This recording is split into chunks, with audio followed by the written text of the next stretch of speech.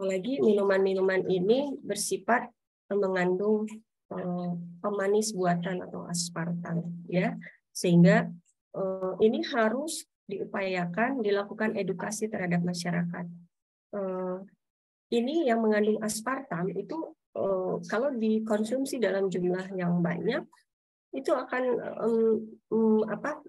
menjadi toksik untuk ginjal, karena pemanis buatan itu sendiri tidak baik untuk kesehatan. Jadi untuk anak-anak yang sering mengkonsumsi minuman-minuman yang di warung, lebih baik diedukasi untuk dibatasi apa resikonya.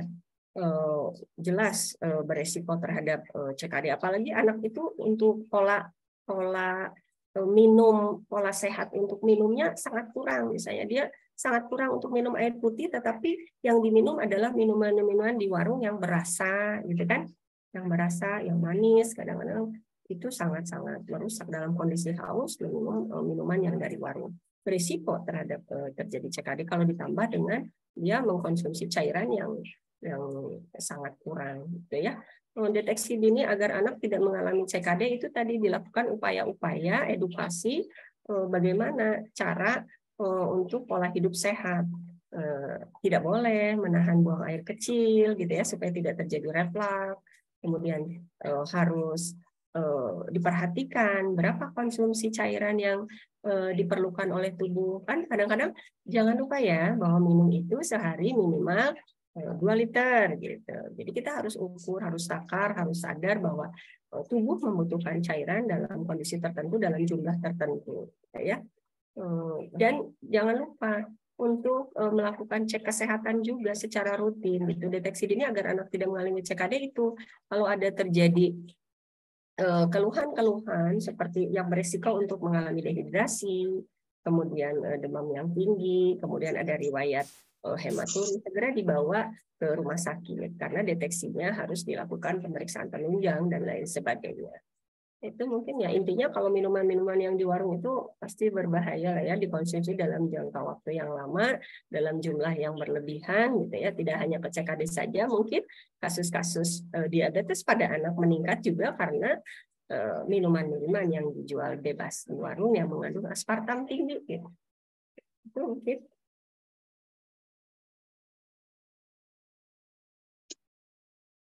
Baik, demikian tadi jawaban dari Ibu Evi. Mungkin sudah bisa diterima oleh Ibu Sri Atun. Kita lanjut ke pertanyaan berikutnya, Bu. Masih ada 2 penanya lagi di kolom chat. Pertanyaan dari Ibu Ida Ayu Intan Wahyuni. Pertanyaannya, yang dimaksud dengan frekuensi kencing menurun itu apa ya, Bu? Dalam beberapa jam bisa dibilang frekuensi kencing menurun, sehingga kita lebih waspada dan menjelaskan pada pasien untuk segera dibawa ke fasilitas pelayanan kesehatan. Terima kasih. Ya, baik. Terima kasih pertanyaannya Ibu Ida Ayu. Salam kenal. Ya, Ibu Ida, tadi frekuensi kencing menurun itu apa? Jadi frekuensi kencing menurun itu adalah apabila si anak mempunyai kebiasaan untuk buang air kecil sehari misalnya 3-4 kali. Ini hanya 1 kali gitu ya. Dan jumlahnya sedikit atau ditambah dengan rasa nyeri pada saat buang air kecil. Nah, itu bisa dikatakan frekuensi kencing menurun gitu ya. Jadi menurun jumlahnya, menurun frekuensinya dari kebiasaan sehari-hari gitu. Atau ditambah apalagi misal ada kamu tuh masukin dia ke kamar Farel ya? Untuk peserta, silakan dimatikan dulu mikrofonnya yang bocor. Banget lubangnya itu. Operator mungkin bisa membantu menonaktifkan dulu peserta kita yang bocor mikrofonnya.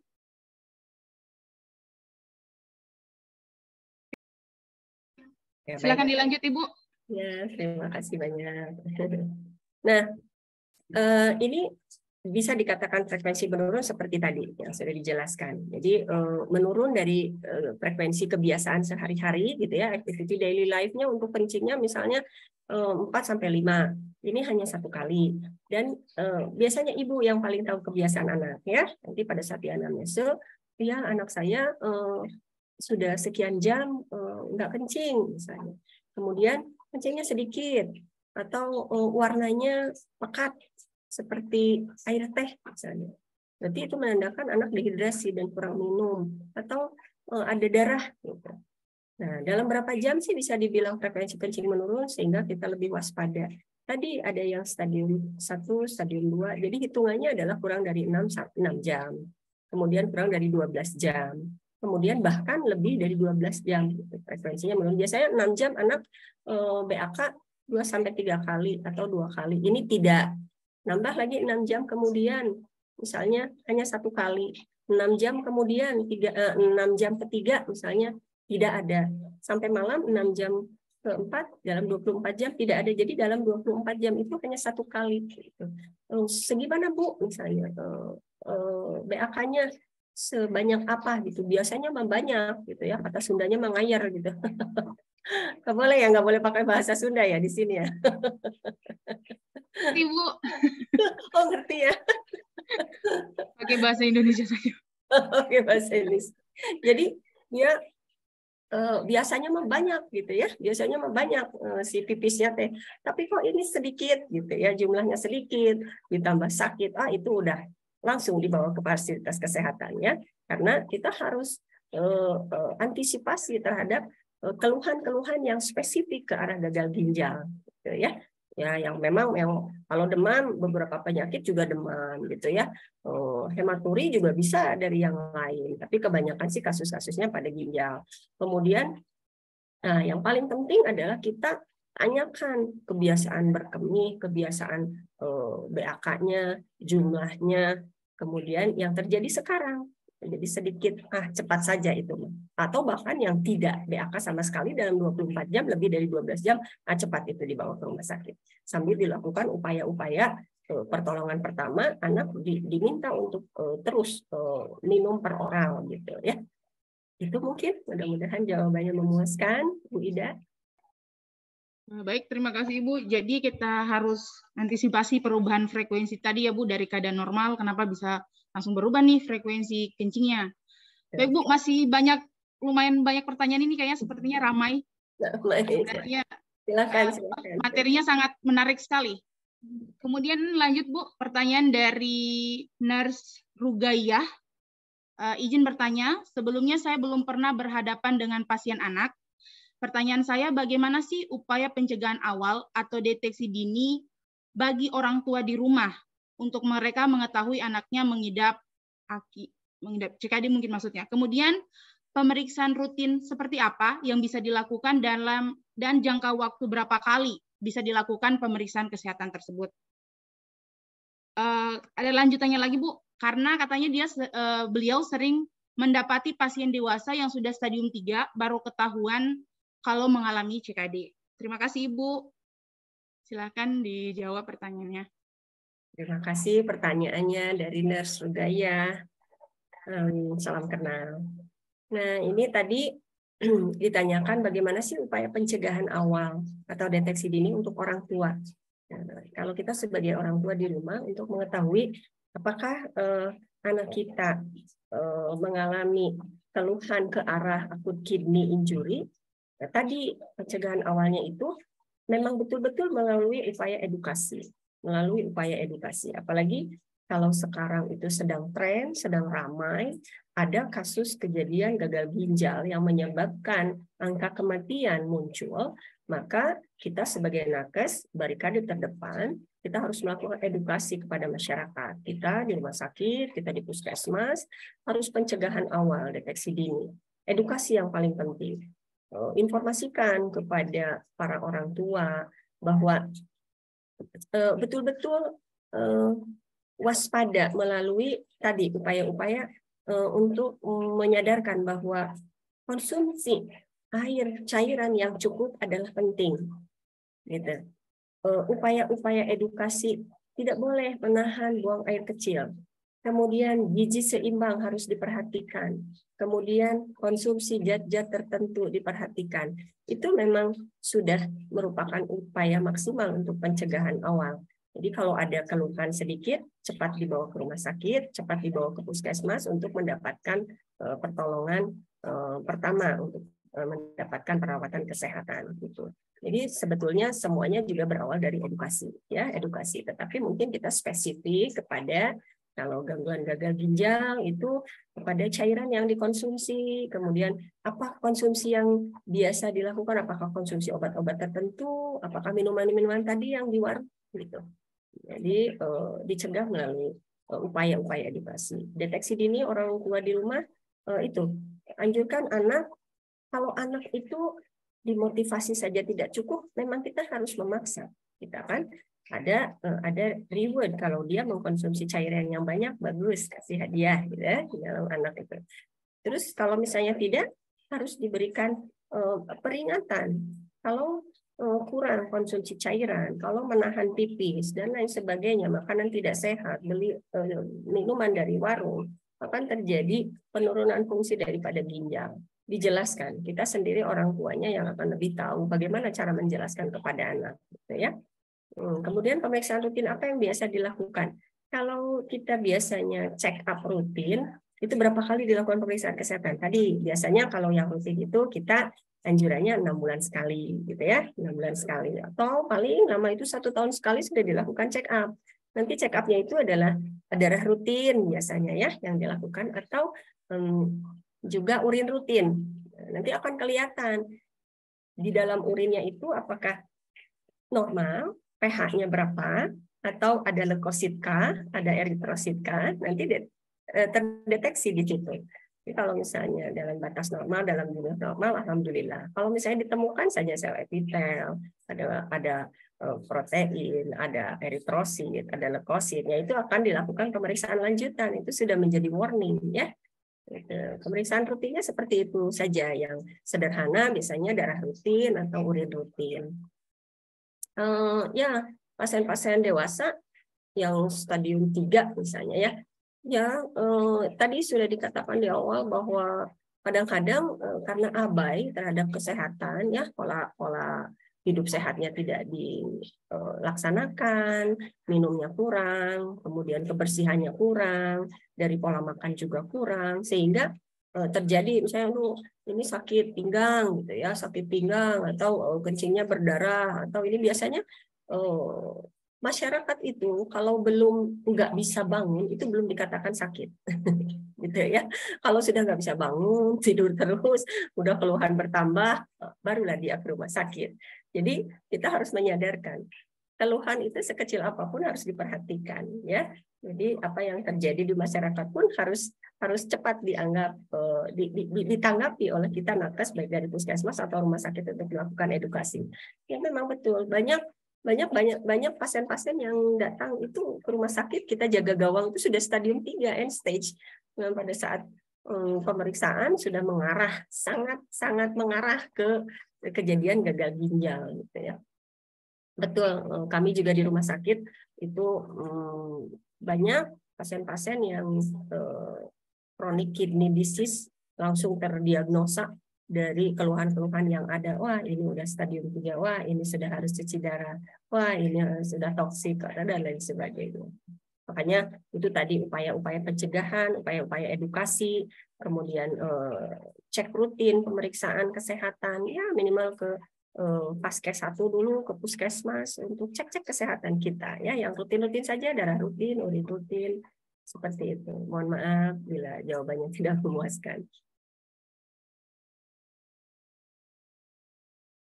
Baik, luar biasa sekali jawaban dari Ibu. Berarti yang terpenting edukasi tadi, pola hidup sehat dan perubahan mindset ya Bu. Jadi kita harus berubah nih, jangan tunggu nanti sakit dulu baru mau periksa kesehatan. Sedini mungkin kita upayakan untuk melakukan medical check up tadi. Baik Bu, untuk mungkin 2 pertanyaan terakhir sebelum kita berlanjut kepada narasumber yang kedua. Ini wah Masya Allah sekali, jauh sekali Bu dari NTT. Aspur AMD. Pertanyaannya, apakah kedua faktor pola hidup sehat dan faktor penyakit bawaan dari orang tua sama cara pengobatannya atau penanganannya terkait CKD ini. Terima kasih, Ibu. Ya. Terima kasih Pak Maskur dari NTT. Salam kenal, Insya Allah jauh-jauh ya dari NTT. Baik, saya coba menjawab pertanyaan dari Pak Maskur. Jadi apakah tadi ada dikatakan ya faktor-faktor pencetus itu adalah pola hidup yang tidak sehat dan penyakit bawaan. Kalau ini sudah terjadi, bagaimana sih pengobatannya sama ataukah tidak? Jadi kalau tata laksana terhadap CKD memang standar tata laksana. Apakah dia karena pola hidupnya tidak sehat sehingga terjadi kerusakan, penurunan fungsi pada ginjal, ataukah faktor penyakit bawaan, sebetulnya tata laksananya sama. Tetapi kalau di anamnese dikaji di awal, misal karena faktor penyakit bawaan, salah satunya hipertensi misalnya. Ini biasanya ditata kelola dengan obat antihipertensi, berbeda dengan pola hidup yang tidak sehat, misalnya karena kurang minum karena cairan yang masuk juga sedikit, itu mengalami dehidrasi. Tata laksana awalnya rehidrasi gitu ya. Kemudian kita akan memperbaiki laju di GFR-nya. Kemudian harus ditata laksana, misalnya pola hidup tidak sehat sehingga terjadi batu misalnya ya. Itu tata laksana awalnya saja. Tapi kalau sudah terjadi ke gagal ginjal, ada standar pengobatan. Jadi ujung-ujungnya sih sama saja. Misal untuk kalau dia terjadi anemia, dia harus ditata laksana apakah dengan transfusi, apakah dengan pemberian eritropoietin gitu ya. Kalau misalnya hanya tata laksana awalnya saja. Tetapi untuk standar pengobatan nanti akan sama. Kalau misalnya sudah stadium 3 end stage dan dia meningkat urium kreatininnya sampai 3 kali lipat, dia harus didialisis. Didialisis apakah karena pola hidup yang tidak sehat yang berlangsung secara lama dan terus-menerus, ataukah dia penyakit bawaan yang ujung-ujungnya adalah mengakibatkan kerusakan ginjal. Tapi untuk tata laksana awalnya saja yang berbeda. Itu mungkin. Mohon maaf ya. Jawabannya kurang memuaskan, Pak Maskur. Pak Maskur, bagaimana sudah menerima penjelasan dari Ibu? Baik, mungkin Ibu izin penanya terakhir. Ada lagi ya? Ya, terakhir Bu. Ini dari Sri Maharani. Pertanyaannya ada 3 Bu, mungkin nanti saya sederhanakan saja. Yang pertama bertanya, kenapa bisa seorang anak yang berusia 1-5 tahun bisa terkena gagal ginjal? Padahal mereka ini kan dikatakan masih sangat dini untuk terkena penyakit seperti orang dewasa. Misalnya gagal ginjal tadi. Kemudian yang kedua, pada pasien yang sering melakukan cuci darah, tapi setelah kembali melakukan cuci darah, alatnya itu tidak bisa menerima, mungkin tidak berfungsi dengan baik kembali mungkin Bu, karena sudah sering melakukan cuci darah. Itu apa penyebabnya? Dan yang ketiga, bagaimana peran seorang perawat atau keluarga dalam memberikan penjelasan kepada orang tua? Karena terkadang katanya masih banyak orang tua yang acuh dengan gagal ginjal ini. Begitu. Bagaimana cara memberikan penguatan supaya mereka menyadari bahwa penyakit gagal ginjal ini sangat berakibat fatal kalau tidak ditangani dengan baik atau tidak dideteksi dini. Terima kasih, Bu. Baik, terima kasih Bu Sri Maharani. Dari mana nih tidak disebutkan ya pertanyaannya? Terima kasih, salam kenal. Baik, kenapa sih anak tadi dikatakan bahwa yang sedang ramai itu presentasi terbanyak itu terjadi pada usia balita 1-5 tahun. Kenapa bisa terjadi pada anak usia 1-5 tahun terkena gagal ginjal? Padahal kalau dikatakan mereka sangat dini. Justru pada saat usia ini perkembangan organ itu sedang berlangsung. Kalau dibilang itu daya tahan tubuh tidak seperti orang dewasa, kematangan organ juga tidak seperti orang dewasa.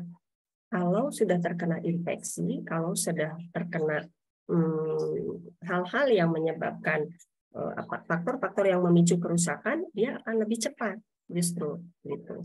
Dan biasanya dilihat dari daya tahan tubuh. Daya tahan tubuh. Anak 1-5 tahun cenderung lebih mudah untuk terkena kegagalan. Dan kemarin itu kejadiannya karena hasil investigasi itu obat-obat sirup. Nah, obat-obat sirup ini yang sebagai pencetus faktor penyebab terjadinya kegagalan pada ginjal. Nah, kalau alternatif yang lainnya adalah tablet. Nah, yang sirup itu dikonsumsi oleh anak-anak berusia 1-5 tahun, ada anak-anak balita. Ada kalau misalnya udah usia sekolah gitu, bahkan sudah bisa minum tablet ya. Tapi kalau misalnya anak-anak minumnya sirup. Justru karena itu ketahanan yang lebih lemah, kemudian organ-organnya masih sedang dalam proses pematangan gitu. Sudah terkena serangan infeksi gitu. Itu mungkin ya. Kemudian tidak seperti orang dewasa. Kalau orang dewasa pematangan organnya sudah mencapai tingkatan maksimal, kemudian daya tahan tubuhnya juga sudah maksimal. Makanya kenapa sih anak di bawah 12 tahun tidak boleh masuk rumah sakit gitu ya? Karena daya tahan tubuhnya itu yang berperan gitu ya. Daya tahan tubuhnya itu tidak seperti orang tua. Kalau kita bebas-bebas saja masuk ke rumah sakit gitu, asal proteksinya terpenuhi gitu kan, boleh. Tapi kalau anak-anak di bawah 12 tidak boleh. Termasuk kasus-kasus seperti gagal ginjal ini. Anak-anak yang masih rentan daya tahan tubuhnya ini lebih beresiko. Kemudian ketika pasien sudah sangat sering melakukan cuci darah, ketika dia melakukan cuci darah kembali, alatnya tidak bisa menerima. Alat mesin atau apa ya? Biasanya misal tolong dibantu Bu Wahida. Mungkin kalau misalnya ada pasien cuci darah itu yang saya tahu misal menggunakan kateter double lumen gitu ya, yang langsung supaya tidak ditusuk-tusuk, supaya tidak diakses venanya ini ya, selain tipisan avesan ini biasanya dipasang CDL gitu ya. Mungkin nanti kita tanya lagi kepada penanya apakah Anda tidak menerima. Kalau misalnya salah satunya adalah CDL, kateter double lumen, kita dilihat kepatenannya, patensi CDL-nya itu apakah masih bagus, masih efektif atau tidak. Karena kalau tidak ya tidak akan bisa berfungsi dengan baik, tidak akan menerima. Atau mungkin tiba-tiba gitu ya, bukan mesinnya, mungkin kalau mesin error bisa saja terjadi ya. Tapi mungkin kalau saya kembalikan ke kondisi tubuh, bahwa tubuh itu ada yang pada saat mau cuci darah dia tidak siap dengan keluhan misalnya menggigil kah apa, itu harus diberhentikan sementara gitu. Respon tubuh itu kan berbeda-beda ya, berbeda-beda sehingga seolah-olah tidak bisa menerima, tidak bisa dilanjutkan, tidak bisa dilakukan gitu ya, karena respon tubuhnya. Kita lihat dulu dari faktor-faktor yang menyebabkan itu tidak bisa dilakukan kembali untuk dilakukan cuci darah. Mungkin kalau misalnya dari CDL atau dari tidak paten alatnya dan lain sebagainya, itu mungkin ya. Ke pertanyaan ketiga, bagaimana kita sebagai perawat mengedukasi? Memang betul, edukasi itu gampang-gampang susah. Edukasi itu terkesan mudah, tetap murah, tetapi sangat sulit karena dengan edukasi goalnya itu adalah tujuan akhirnya perubahan perilaku. Gitu. Perubahan perilaku itu tidak semudah untuk membalikan telapak tangan, gitu ya.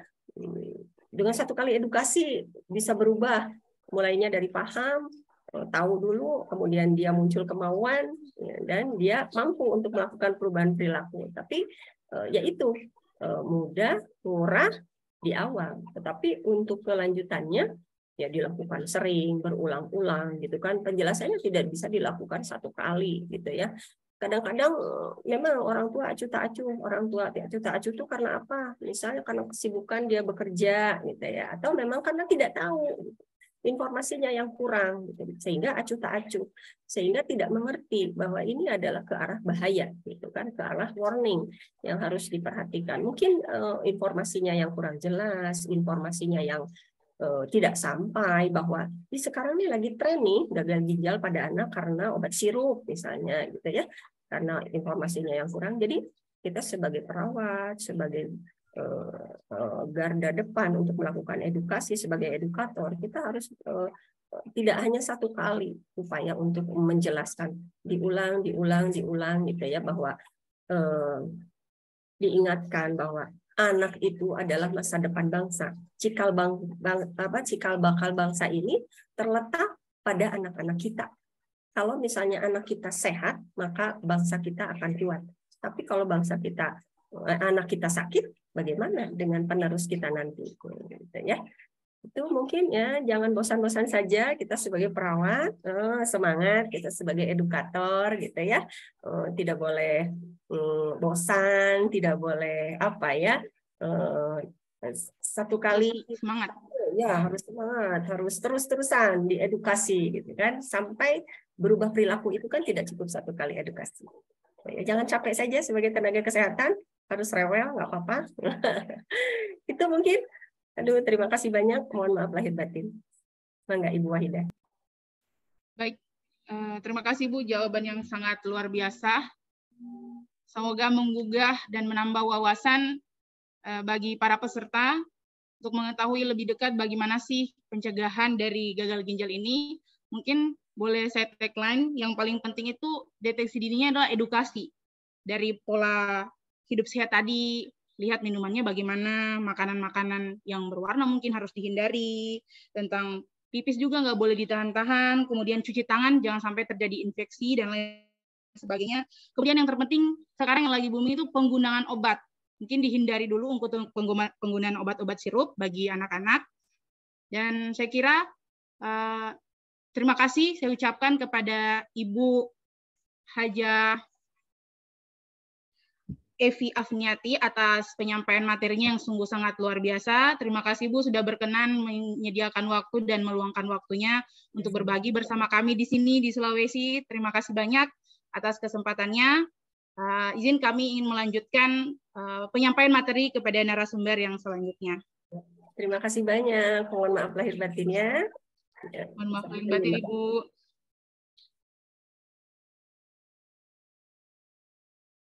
Oke, baik. Dengan berakhirnya tadi sesi diskusi pada tahap pertama, kita lanjutkan untuk sesi penyampaian materi. Narasumber yang kedua, sebelum kita melanjutkan penyampaian materi untuk narasumber yang kedua, izinkan saya membacakan kurikulum kita dari Ibu narasumber kita yang kedua, Ibu Fitri Diana Astuti. Beliau lahir di Ngapaya 12 Januari tahun 1995, beralamat di Kabupaten Buton Utara, beragama Islam, kemudian ada beberapa pengalaman organisasi yang telah dilakukan oleh beliau. Yang pertama, beliau sebagai pendiri Edunakes Indonesia Group tahun 2021 sampai sekarang. Kemudian beliau juga aktif sebagai Dewan Pengurus Pusat Bidang Ilmu dan Pengetahuan IKA Stigma Makassar 2021 sampai 2024. Kemudian beliau juga saat ini sebagai Direktur PT Sahabat Ukomners Indonesia sejak 2018 sampai sekarang. Latar belakang pendidikan Ibu Fitri sendiri, menempuh pendidikan S1 Keperawatan di Stikes Amanah Makassar pada tahun 2017, kemudian melanjutkan program Profesi Nurse di Stikes Raja Wali Bandung pada tahun 2019, dan melanjutkan Magister Keperawatan Peminatan Anak pada tahun 2022. Saat ini juga beliau tercatat sebagai mahasiswa program studi doktoral di City Paul University of Filipina. Kemudian pengalaman kerja beliau pernah menjadi aktif sebagai moderator di berbagai workshop hukum dan seminar nasional, pernah menjadi staf Sekpro, program studi Nurse di Stikes Karya Persada Muna tahun 2021 sampai 2022, dan saat ini beliau menjadi Kaprodi Program Studi Profesi Nurse di Universitas Karya Persada Muna. Kemudian juga pendiri Bimbel Sahabat Ukom dan pendiri Edunakes Indonesia.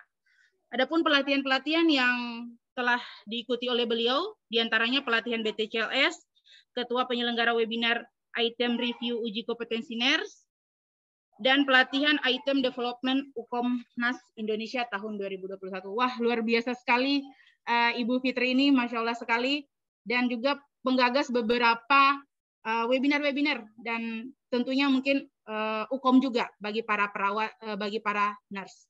Baiklah, kami ingin menyapa dulu Ibu Fitri, apakah sudah bergabung? Ya, sudah. Ibu Fitri akan menyampaikan materi asuhan keperawatan pada anak dan peran orang tua dalam menjaga kesehatan anak dari gangguan gagal ginjal akut. Kepada Ibu Fitri, waktu dan media kami persilakan.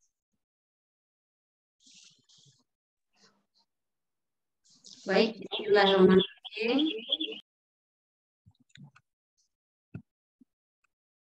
Assalamualaikum warahmatullahi wabarakatuh.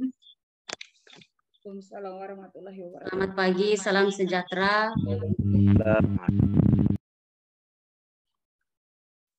Sebelumnya yang saya hormati Bapak Ketua Dewan Pembina Yayasan, Bapak Albert Keskepner, SP MMKes. Terima kasih sudah menyediakan waktunya untuk membuka acara pada kegiatan hari ini. Yang saya hormati juga Ibu Dekan Fakultas Ilmu Kesehatan Universitas Karya Persada Muna, sekaligus narasumber pada pagi hari ini, yaitu Ibu Waode Megasari, Escape Nurse MKes. Yang saya hormati juga pada pagi hari ini Ibu Wahidah Rohmawati, Esterket MKes, beliau sebagai moderator. Di tengah-tengah kesibukan beliau, tapi masih menyempatkan waktu untuk menjadi moderator pada pagi hari ini. Dan tak lupa juga MC yang sangat luar biasa, yaitu Ibu Nur Yasli, Nurse MKes, sebagai Kaprodi Administrasi Layanan Kesehatan yang sudah menyempatkan waktu menjadi MC pada kegiatan webinar nasional pada keperawatan pagi hari ini. Tidak kayaknya Teh. Alhamdulillahirrahmanirrahim. Kurang halangan juga.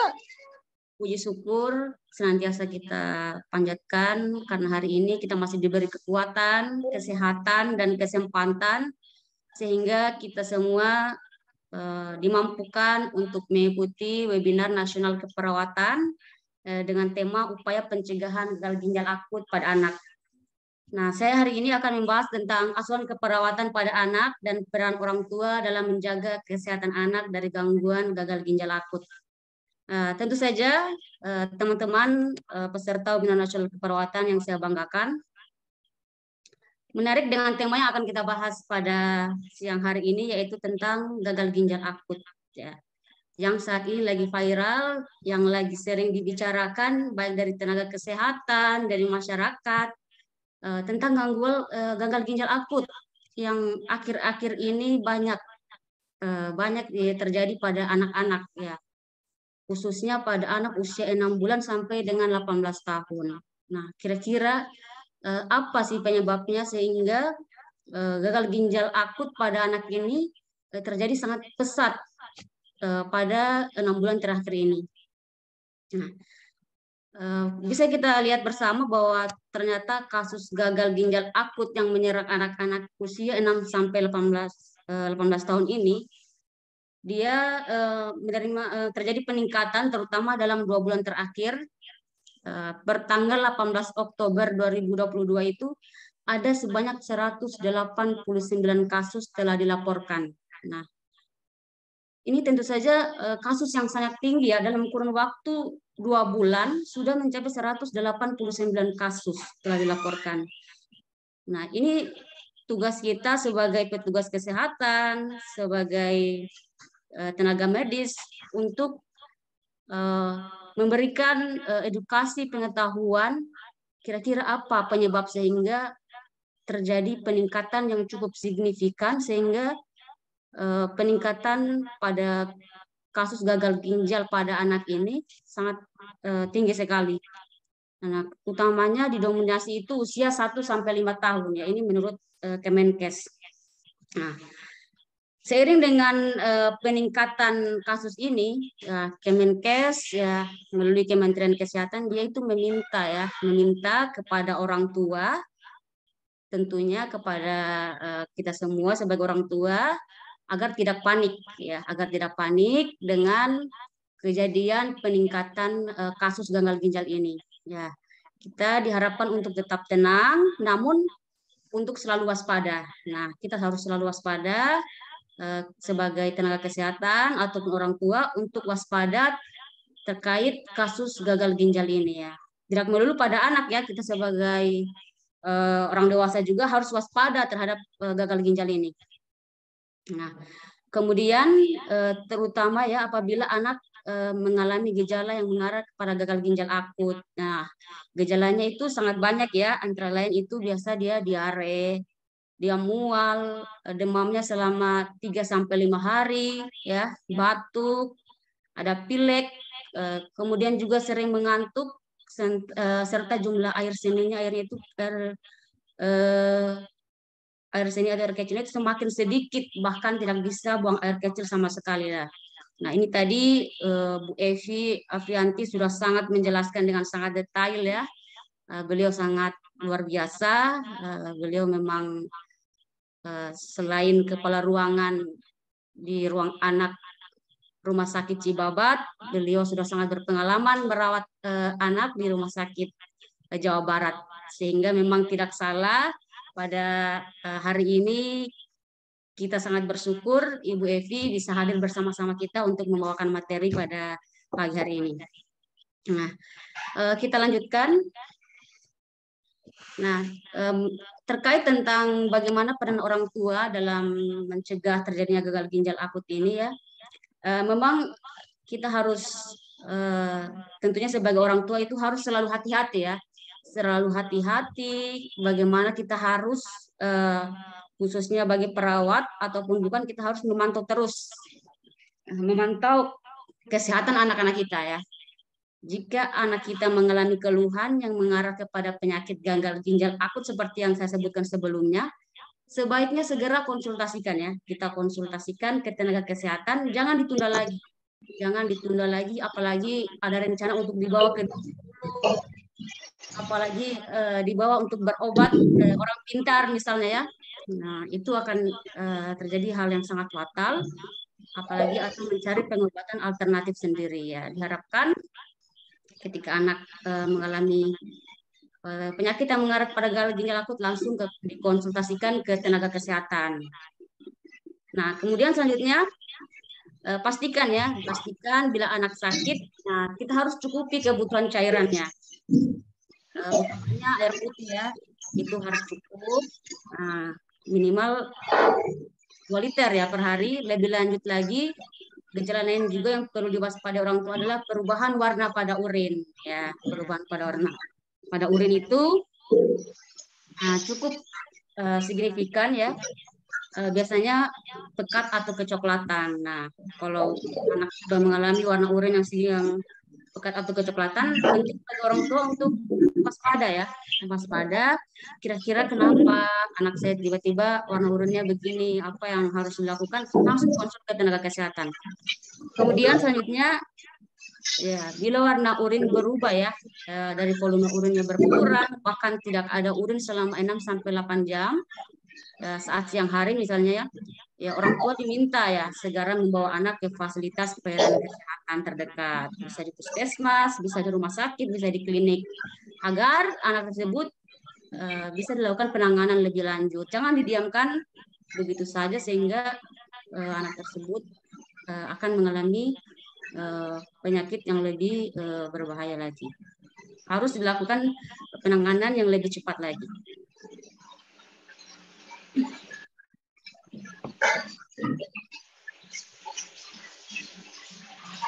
Nah, selanjutnya dari data yang ada ya, gejala yang muncul di awal itu adalah bagaimana dia gagal ginjal itu terkait tentang infeksi saluran cerna ya.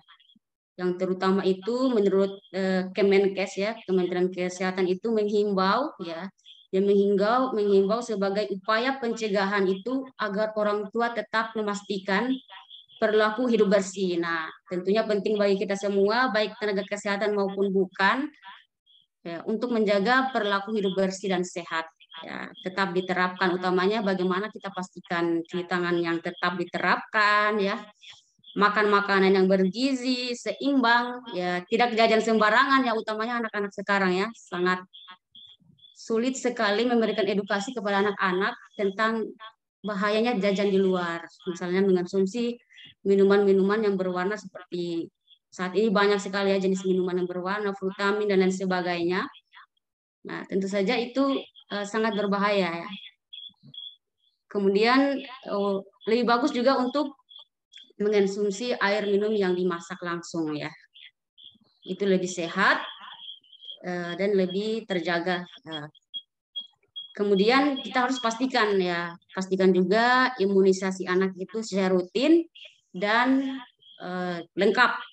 Imunisasi anak itu ternyata juga sangat berpengaruh. Kita sebagai orang tua harus memperhatikan imunisasi anak yang lengkap. Nah, di mana kita harus memberikan imunisasi ya tentunya di pelayanan kesehatan seperti itu di puskesmas, posyandu dan lain sebagainya. Nah, sekarang sudah banyak ya program-program pemerintah terhadap penanganan kesehatan ini. Nah, selanjutnya kita lanjut tentang mengenal tentang gagal ginjal ya. Ini tadi sudah banyak sekali dibahas oleh Bu Evi ya, bagaimana itu gagal ginjal, jenis gangguan ginjal pada anak itu, bagaimana epidemiologinya, faktor risiko, gejala, diagnosis, dampak, dan pentingnya deteksi dini dan pencegahan terhadap gagal ginjal ini.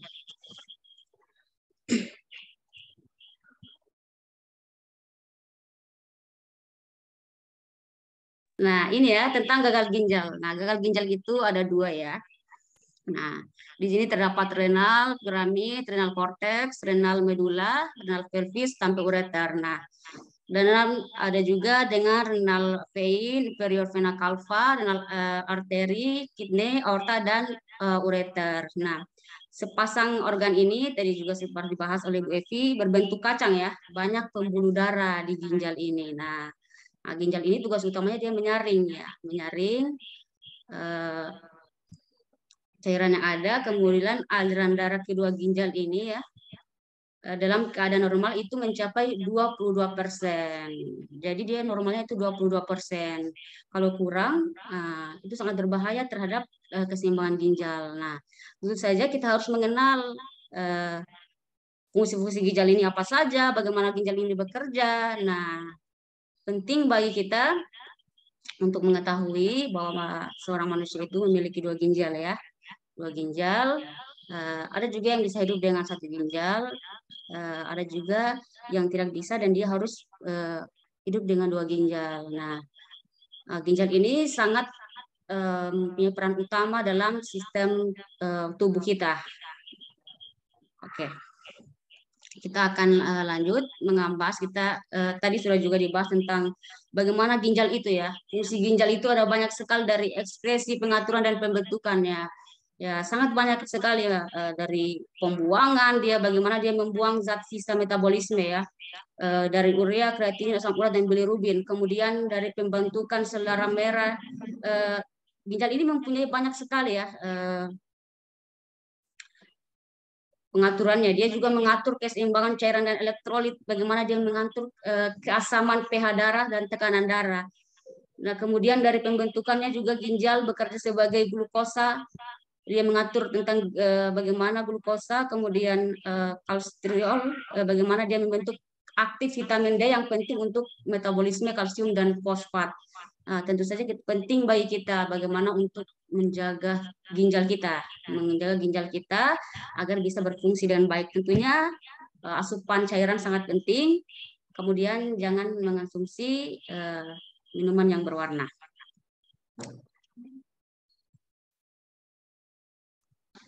Nah, ginjal ini memiliki jenis ya. Nah, ginjal itu dapat dibedakan menjadi dua, ya ada akut atau acute kidney injury atau infeksi sel kemih dan gangguan ginjal kronik, chronic kidney disease. Nah, penyakit ginjal ini yang timbul mendadak dalam waktu singkat. Nah, jadi akut itu biasa dinamakan dengan dia mendadak. Nah, jadi kadang orang salah mengartikan antara akut dan kronik ya.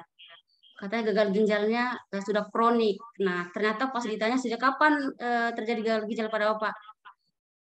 Belum lama. Nah, kalau belum lama berarti dia masuk dalam gagal ginjal akut, bukan kronik ya. Kronik itu ketika gagal ginjalnya sudah lebih lama lagi, lebih dari 3 bulan misalnya ya. Nah, jadi akut itu dia penyakit gagal ginjalnya timbul mendadak dalam waktu yang singkat. Nah, itu biasa disebut dengan akut. Apakah itu gastritis akut, gagal ginjal akut, yang pokoknya yang bernama akut itu ya dalam waktu yang mendadak dan dalam waktu singkat. Ya. Kemudian catatan itu bahwa kriteria 3 bulan itu tidak berlaku untuk bayi yang berusia kurang dari 3 bulan. Ya.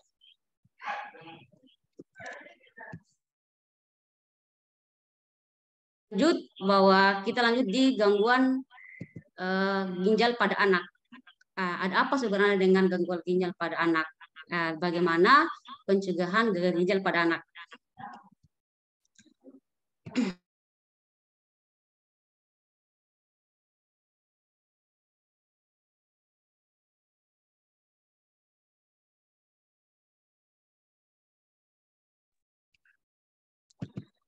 Nah, bagaimana gangguan ginjal pada anak ya? Berapa besar? Bagaimana gangguan ginjal akut itu ya?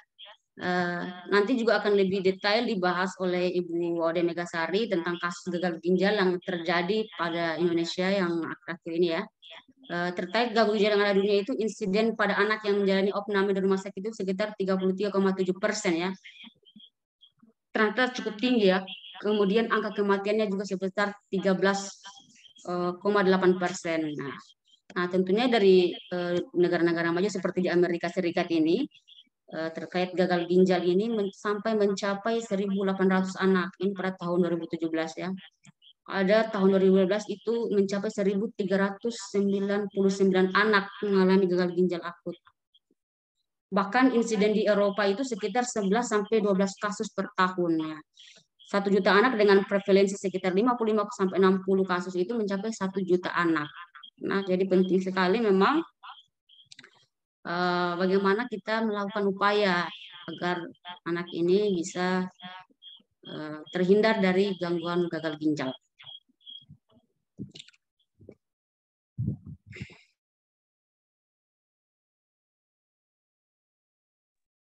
Nah, ini ada data dari 14 rumah sakit pendidikan dengan konsultan nefrologi anak ya di tahun 2017. Nanti Ibu Mega akan membahas tentang bagaimana updatean terbaru bahwa 212 anak itu mengalami gagal ginjal dan menjalani terapi pengganti ginjal ya. Jadi angka kematiannya itu sampai dengan 23,6%. Dia usia mulai dari terapi pengganti ginjal. Nah, ini sudah ada tahunnya ya. Semua memang pada tahun 2017 ini cukup tinggi ya angka kejadian juga terhadap gagal ginjal ini.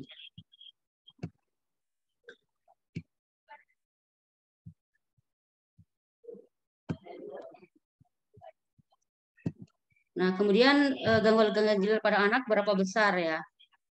Dari data 14 rumah sakit pendidikan tadi bahwa penyebab terbanyaknya itu 16% karena sindrom nefrotik resistant steroid. Kemudian ada juga karena glomerulonefritis. Nah, gangguan ginjal kronik, ya, penyebabnya tidak jelas, ada 13,2%, dan hipoplasia. Kemudian jumlah transplantasi ginjal juga ternyata cukup tinggi ya, cukup tinggi dari 12 itu 11 di RCM dan 1 di RC itu Saiful Anwar Malang. Nah, ternyata banyak sekali ya yang sudah melakukan transplantasi ginjal ini. Ada 8 dari regenerated donor, dari pendonor, dan 4 dari penderita itu sendiri.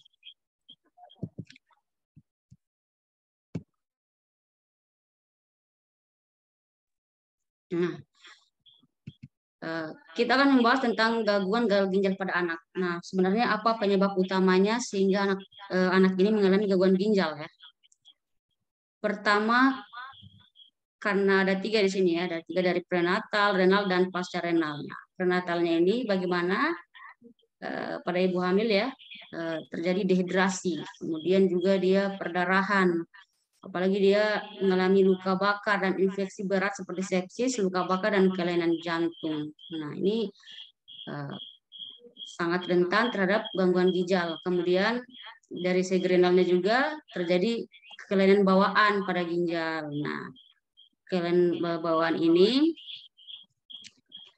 terjadi juga pada kelainan pada pembuluh darah ginjal. Kemudian mengakibatkan kerusakan pada struktur ginjal, misalnya iskemi dan zat nefrotoksik ya. Dan pasca renalnya itu dia terjadi kelainan bawaan pada saluran kemih, sehingga terjadi penyumbatan pada saluran kemih, sehingga terjadilah yang namanya dengan biasa disebut dengan batu ginjal ya, batu ginjal, dan menyebabkan gangguan ginjal.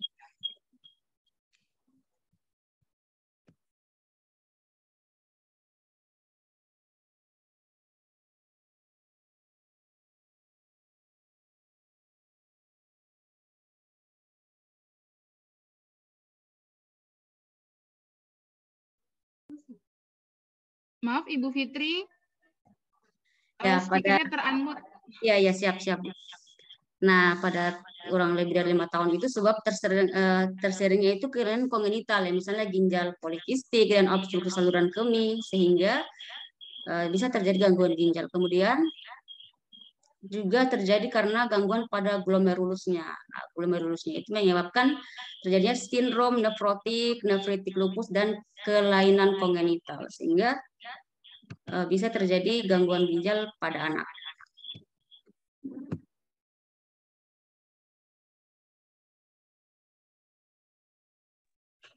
Nah, apa gejalanya ya? Gejalanya ketika anak mengalami ginjal. Nah, gejala atau ciri-ciri yang dialami ketika anak mengalami gangguan ginjal. Yang pertama itu udem ya, bengkak. Dia mengalami pembengkakan pada kaki anak, itu jadi bengkak ya, tidak simetris antara kiri dan kanan. Kemudian terjadi juga hematuri ya, adanya darah dalam urin ya, baik makroskopik atau kasat mata atau mikroskopik yang tidak kasat mata. Kemudian juga terjadi leukosituria ya, di mana peningkatan jumlah leukositnya itu ya, sel darah putih pada urin lebih dari 5 sel. Nah, itu ada beberapa gejala pada penderita gagal ginjal.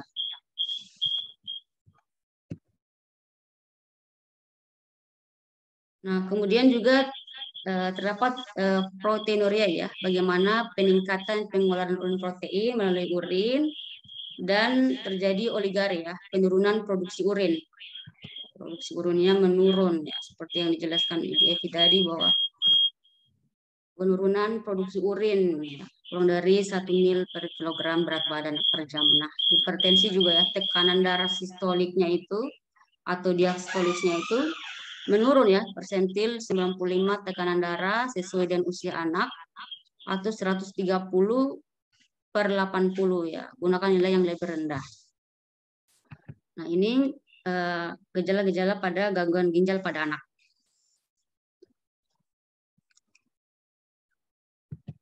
Nah, tentu saja dari gangguan gejala-gejala tadi akan menimbulkan banyak hal, misalnya gangguan pertumbuhan, anak menjadi pucat atau anemi, bisa juga anak menjadi kelainan tulang, sesak napas, dan demam tulang. Jadi memang gagal ginjal ini sangat berbahaya ya, sehingga banyak terjadi kasus dengan peningkatan kematian yang tinggi.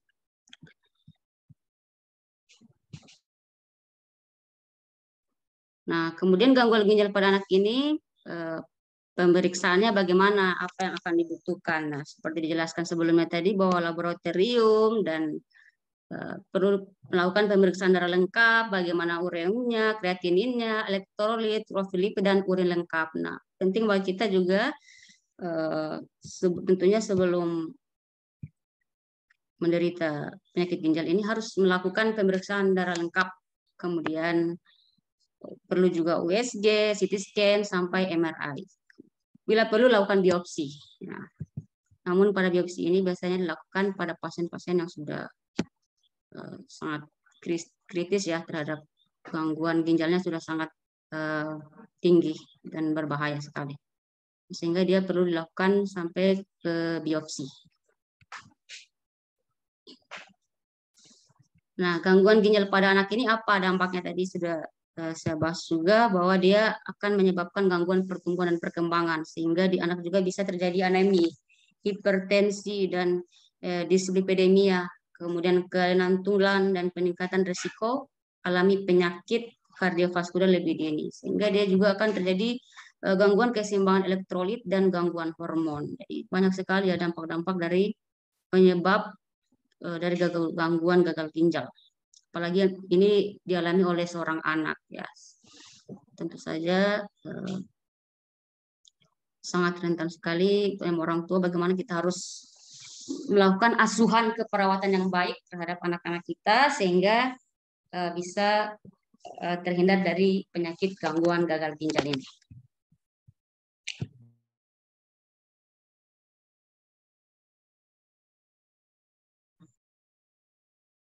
Nah, dampaknya juga itu terjadi resiko kematian yang lebih tinggi ya. Resiko kematian pada anak ini dengan gangguan gagal ginjal kronik itu stadium akhir ya, atau disebut dengan gagal ginjal. Ternyata dia 30 kali lebih tinggi ya dibanding anak pada populasi umum. Nah, ini ada data dari SCM 2009 ternyata 22% itu 22% pasien datang pada kondisi stadium akhir.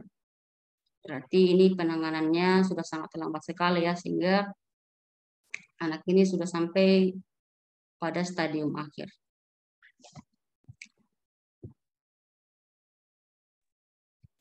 Kemudian data di negara maju seperti di Amerika Serikat itu ya, pada 5 tahun terakhir, 5 years survival rate itu pada gangguan ginjal itu stadium akhir yang mendapat terapi itu sampai 89% ya. Kemudian anak gangguan ginjal kronik 12 kali lebih banyak ya yang diopname dibanding anak tanpa gangguan ginjal kronik. Ya, anggaran kesehatan untuk anak dengan gangguan ginjal ini cukup banyak juga yang disiapkan. Kemudian bisa mencapai 7,6%. Ya, 70,6 kali lebih tinggi dibanding pada anak tanpa gangguan ginjal kronik.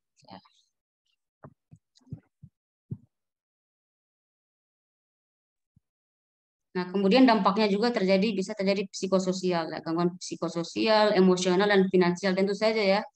Tentu saja apalagi ini dialami oleh pada anak, tentu saja psikologi juga akan terganggu, apalagi bukan pada anak saja, tetapi bagaimana juga dengan orang tuanya. Nah, tentu saja dari segi finansial atau ekonomi juga memang sangat tinggi terhadap anak-anak yang mengalami gangguan ginjal ini ya. Tentu saja ya tidak hanya pada anak, namun juga berdampak pada orang tua dan keluarga. Jadi penting bagaimana kita bisa menjaga kesehatan ginjal kita. Tidak hanya pada anak, tapi juga pada diri kita dan keluarga dan seluruh bagi kita semua. Nah, kemudian bagaimana gangguan ginjal pada anak itu ya, deteksi dininya, apa yang harus dilakukan. Nah, pertama itu bagaimana kita harus kenali faktor risiko dan gejala gangguan ginjal pada anak, dan kita lakukan screening berkala pada kelompok yang beresiko. Nah, beresikonya itu apa yang beresiko pada gangguan ginjal pada anak? Yang pertama, bayi dengan berat lahir rendah, BLR ya, sangat beresiko untuk menerima terjadi gangguan ginjal. Kemudian riwayat gangguan ginjal akut, kemudian terjadi hipertensi, obesitas, diabetes pada anak, dan terjadi juga riwayat gangguan saluran kemih. Kemudian adanya kelainan ginjal yang telah diketahui, kemudian adanya riwayat penyakit ginjal pada keluarga. Nah, dari faktor risiko ini, ketika kita mengetahui, kita penting untuk langsung konsultasikan dengan petugas kesehatan, sehingga bila anak kita terjadi gangguan ginjal, kita bisa cegah lebih dini, bisa diantisipasi sehingga tidak menimbulkan keparahan yang lebih lanjut. dan lebih mudah untuk diatasi lagi.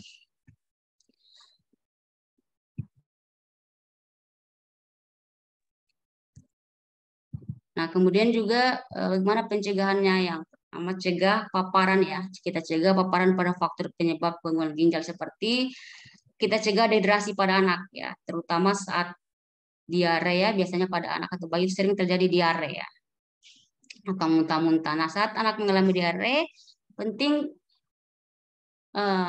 untuk mencegah anak jangan sampai terjadi dehidrasi. Bagaimana pemenuhan kebutuhan cairan anak itu tetap terpenuhi walaupun anak terjadi diare. Kemudian kita kurangi paparan terhadap infeksi, terutama saat kehamilan ya. Nah, kemudian konseling genetik untuk cegah penyakit ginjal yang diturunkan. Nah, bagaimana konseling ya, bagaimana memberikan edukasi bahwa untuk mencegah penyakit ginjal yang diturunkan dan deteksi dini ya, deteksi dini hipertensi dan diabetes pada anak.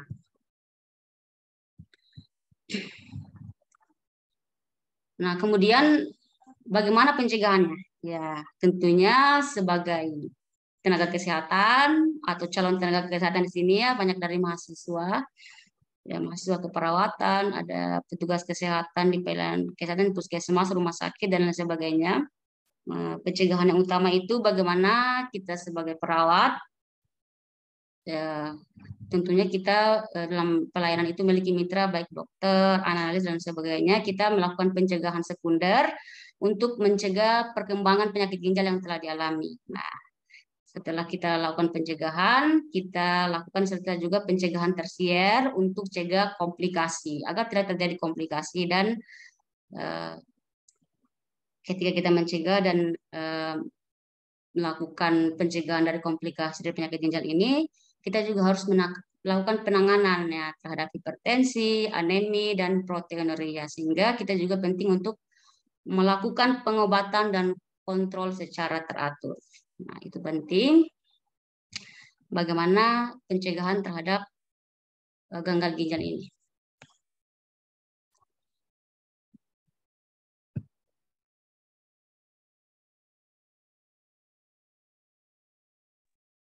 Nah, itulah materi yang dapat saya sampaikan pada siang hari ini. Semoga bermanfaat bagi kita semuanya. Lebih dan kurangnya mohon dimaafkan. Wabillahi taufiq wal hidayah. Assalamualaikum warahmatullahi wabarakatuh. Dikembalikan kepada wabarakatuh. Baiklah, demikian tadi paparan materi yang disampaikan oleh Ibu Fitri Diana Astuti terkait asuhan keperawatan pada anak dan peran orang tua dalam menjaga kesehatan anak dari gangguan ginjal akut. Baik, mungkin sekarang kita lanjut ke tahap sesi pertanyaan dan diskusi. Sudah ada pertanyaan di kolom chat. Namun sebelumnya saya mempersilakan bagi teman-teman mungkin yang ingin bertanya langsung, boleh mengklik raise hands. Saya persilakan sebelum kita melihat pertanyaan yang di kolom chat. Saya persilakan kepada teman-teman peserta.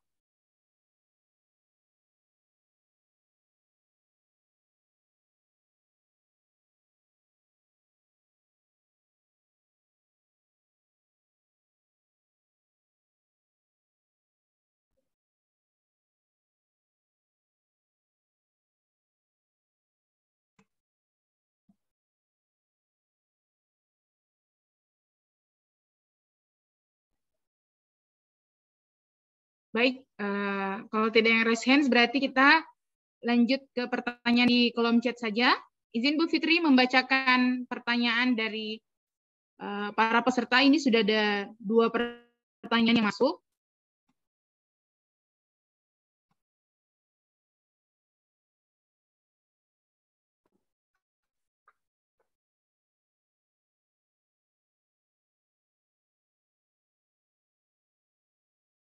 Yang pertama dari Esther Suryani, Tampu Bolon. Izin bertanya, apakah transplantasi ginjal bisa dilakukan pada anak? Kalau bisa, bagaimana syarat transplantasi ginjal tersebut pada anak dan dewasa? Terima kasih.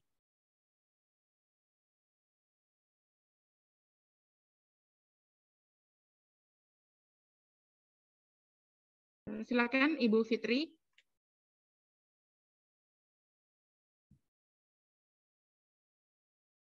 Mohon maaf Bu Fitri, mikrofonnya di mute. Terima kasih Ibu moderator yang luar biasa dan para penanya yang sangat luar biasa mengenai tentang pertanyaannya ya, tentang bagaimana transplantasi ginjal, kemudian bagaimana syarat transplantasi ginjal itu ya, yang maksud dengan operasi ya. Nah, transplantasi ginjal itu merupakan pencangkokan ginjal ya. Pencangkokan ginjal itu adalah prosedur bedah. Nah, tentunya prosedur bedah ini adalah merupakan cara untuk mengganti ginjal yang telah mengalami kerusakan ya akibat gagal ginjal kronik stadium akhir. Nah, ginjal yang dicangkok ini dapat berasal dari donor yang masih hidup atau sudah meninggal dunia. Kemudian, nah itu salah satu syarat untuk bisa kita transplantasi ginjal. Nah, kita harus mencari donor darah dulu dari ginjal ya seseorang yang masih hidup. Kemudian, ginjal juga adalah merupakan organ yang sangat penting ya bagi tubuh. Ada sepasang organ yang memiliki fungsi untuk dia menyaring ya. Dia menyaring dan membuang zat sisa cairan, mineral, dan racun yang ada dalam tubuh kita. Dia membuangnya melalui urin. Nah, saat fungsi ginjal menurun, seperti pada seseorang menderita gagal ginjal ya, kemudian terjadi zat yang seharusnya dibuang, dia menumpuk di dalam tubuh, sehingga dia menyebabkan gangguan kesehatan seperti gangguan ginjal. Nah, kenapa seseorang tidak bisa menerima gangguan ginjal? Karena itu tadi ya, ginjal sudah tidak bisa berfungsi dengan baik, sehingga bisa terjadi gangguan gagal ginjal. Nah, sedangkan pada transplantasi ginjal itu ya, berdasarkan kategori donor ya, transplantasi ginjal itu dibagi atas dua juga ya. Ada living donor kidney transplant, yaitu dia transplantasinya itu salah satu ginjal dari donor yang masih hidup ya. Kemudian juga ada deceased donor kidney transplant, yaitu transplantasi ginjal dari donor yang baru meninggal dunia.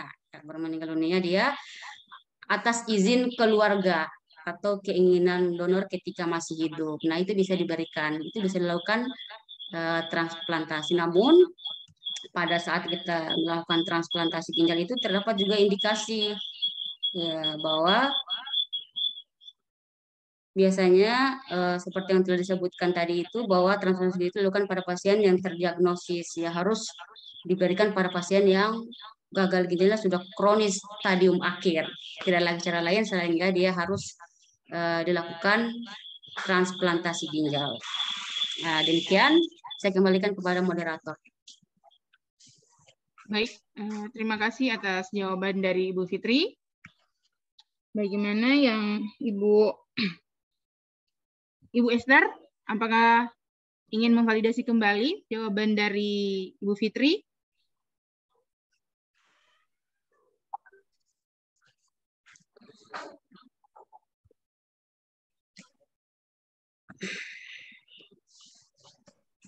Sudah diterima ya jawabannya.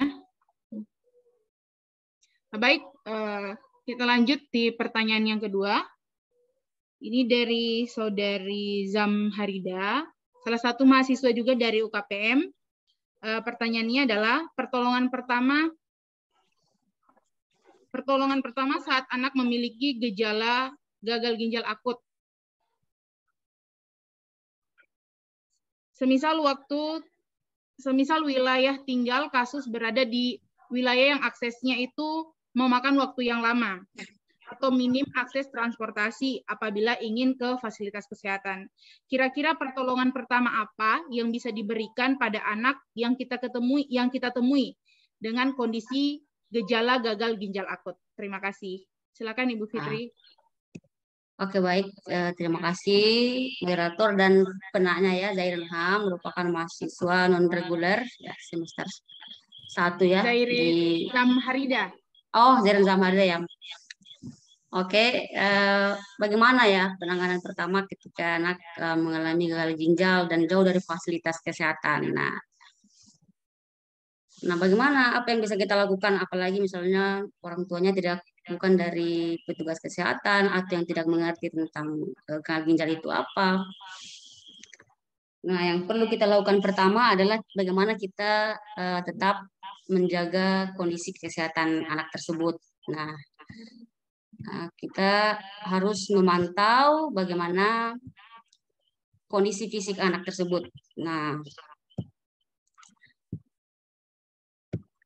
bila kita melihat lagi bagaimana kondisi anak tersebut dan penting bagi orang tua untuk segera mendapatkan pertolongan di pelayanan kesehatan, entah itu di puskesmas, entah itu di rumah sakit. Nah, saya kira sekarang di desa-desa terpencil sudah ada yang namakan dengan pustu ya, sudah ada pustu, sudah ada puskesmas terdekat. Nah, bagaimana orang tua atau keluarga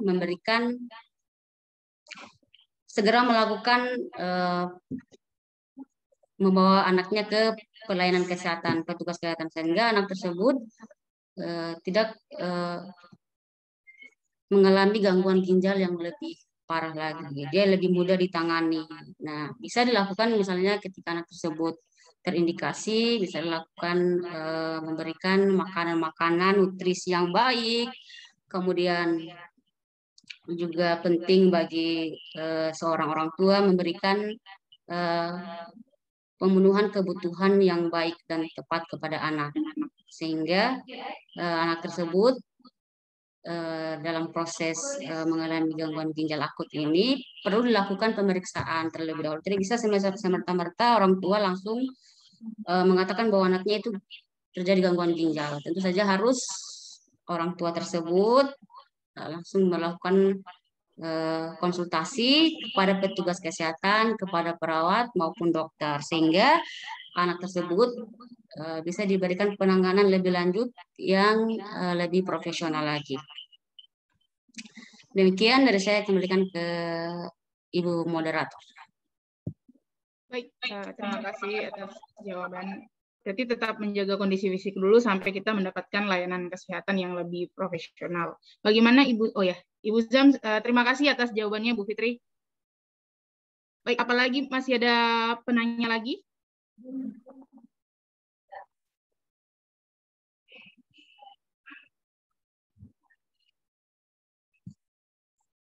Masih di-unmute. Oke, mohon maaf. Jadi untuk narasumber kedua, materi yang kedua kami cukupkan untuk 2 pertanyaan dulu. Nanti jika ada yang masih ingin bertanya, nanti silakan bertanya pada sesi terakhir. Oke, mengingat waktu juga, langsung saja mungkin kami masuk pada narasumber yang kedua untuk memaparkan materinya. Namun sebelumnya saya mau membacakan kurikulum vitae dari Ibu pemateri kita yang ketiga dengan tema materinya kasus gagal ginjal akut pada anak dari perspektif kesehatan masyarakat. Adapun kurikulum vitae Ibu Waude Megasari, Escape Nurse MKes, beliau lahir di Raha pada tanggal 20 Desember 1987, beralamat di Kontukouna di Raha, Kabupaten Muna. Kemudian pendidikan terakhir beliau Magister Kesehatan, Peminatan Biomedik dan Fisiologi.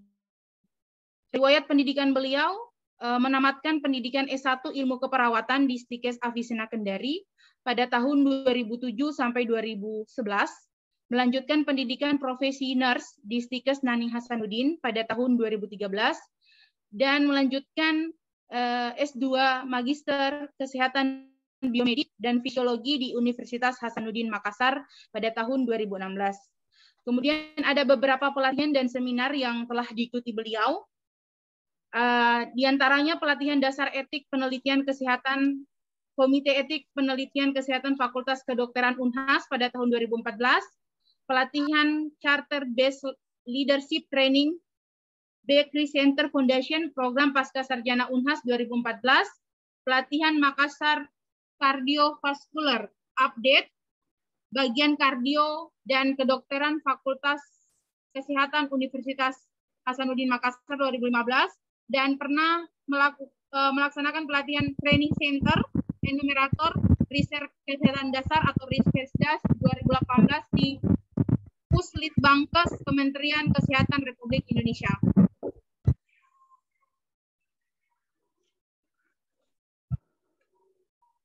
Kemudian pengalaman kerja dan penelitian yang pernah beliau lakukan, diantaranya beliau pernah bekerja sebagai analis data divisi keperawatan di Pusat Pengembangan Produk Unggulan Rumah Sakit Universitas Hasanuddin dan Pardi Research Development Center 2014 sampai 2016. Kemudian beliau pernah menjadi Wakil Direktur 1 bidang akademik di Politeknik Karya Pesantren Muda, menjadi peraih dana hibah penelitian Kementerian Pendidikan Kebudayaan, Riset dan Teknologi pada tahun 2021, pernah menjadi Ketua Stikes Karya Persada Muda tahun 2020 sampai 2021, dan saat ini beliau sebagai Dekan Fakultas Ilmu Kesehatan Universitas Karya Persada Muda. Baiklah, untuk efisiennya waktu, kami mengundang beliau untuk menyampaikan materinya. Waktu dan media kami persilakan. Silakan Ibu Mega.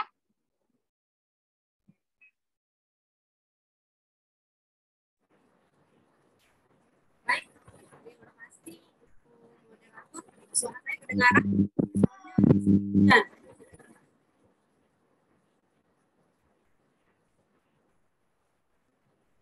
Apakah suara saya kedengaran? Kedengaran, Bu. Kedengaran. Oke. Soalnya kondisi cuaca di Raha sedang hujan. Baik, terima kasih. Assalamualaikum warahmatullahi wabarakatuh. Waalaikumsalam warahmatullahi wabarakatuh. Terima kasih kepada saudara moderator. Saya ucapkan terima kasih kepada Ketua Dewan Pembina untuk bisa hadir membuka acara pada kegiatan webinar pada hari ini. Saya ucapkan juga terima kasih kepada Ibu Wahida selaku moderator dan Ibu Yasmin selaku MC. Dan saya pun mengucapkan terima kasih kepada dua pemateri sebelumnya yang kalau diikuti dari awal ini sebenarnya sudah mencakup seluruh apa yang menjadi tema daripada webinar kali ini. Mulai dari Ibu Haji Evi sudah menjelaskan dari awal tentang kasus gagal ginjal pada anak sampai dengan upaya pencegahan dalam menangani kasus GGAPA atau gagal ginjal akut pada anak. Kemudian ada Ibu Fitri menjelaskan tentang asuhan keperawatan sampai dengan peran orang tua dalam menangani kasus GGAPA ini. Baik, untuk menyingkat waktu, Ibu Evi salam kenal ya. Salam kenal kembali. Ya, terima kasih. Baik, saudara operator mungkin bisa next. Jadi saya pada kesempatan sesi terakhir ini menjelaskan tentang, bukan menjelaskan sih, kita sebenarnya lebih ke sharing session terkait dengan kasus yang marak pada tahun 2022 sampai dengan di 2023 ini. Jadi terkait dengan kasus gagal ginjal akut pada anak ini, saya coba akses kembali dari sumber Kemenkes. Ternyata kasus yang terjadi ini masih sangat tinggi. Jadi per 5 Februari 2023, update kasus yang disampaikan oleh Kemenkes ternyata terdapat 326 kasus plus 1 suspek. Satu suspek ini ternyata di bulan Februari kemarin ada pasien datang dengan keluhan yang mengarah kepada GGAPA. Kemudian ada 116 kasus dinyatakan sembuh dan masih 6 kasus ini masih dilakukan perawatan. Lanjut. Jadi kalau kita mau lihat perjalanan daripada GGAPA ini atau gagal ginjal akut pada anak, dimulai itu pada tahun 2022 ya. Ada laporan peningkatan kasus di bulan Agustus. Di Indonesia terjadi kasus kematian yang tiba-tiba kematian secara mendadak terhadap anak. Ternyata setelah dilakukan penelusuran, ternyata ini akibatnya adalah gagal ginjal akut. Nah, awalnya di Indonesia itu